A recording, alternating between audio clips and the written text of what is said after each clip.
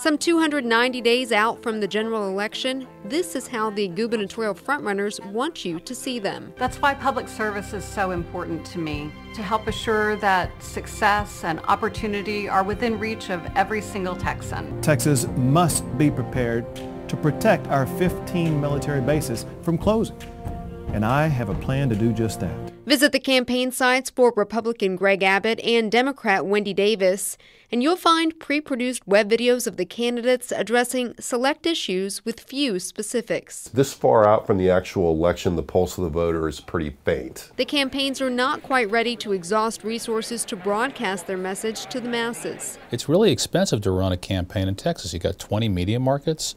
You know, television is very expensive.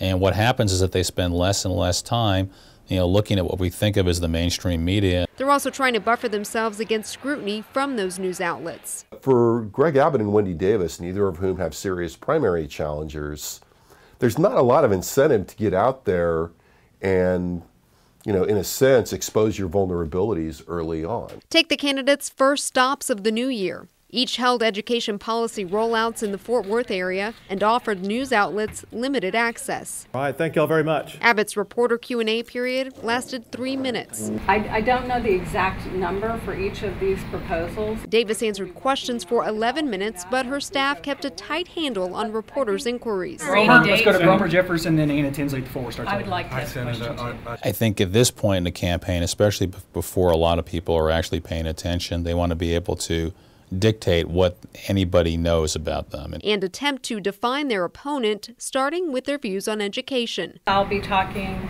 in great detail about my plan for prioritizing public education in Texas while General Abbott is in a courtroom defending the cuts that were made to public education. Senator Davis's problem is that she continues to focus on the past.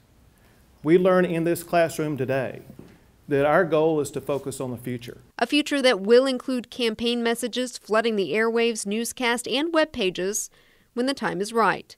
Reporting in Austin, this is Alana Rocha with the Texas Tribune.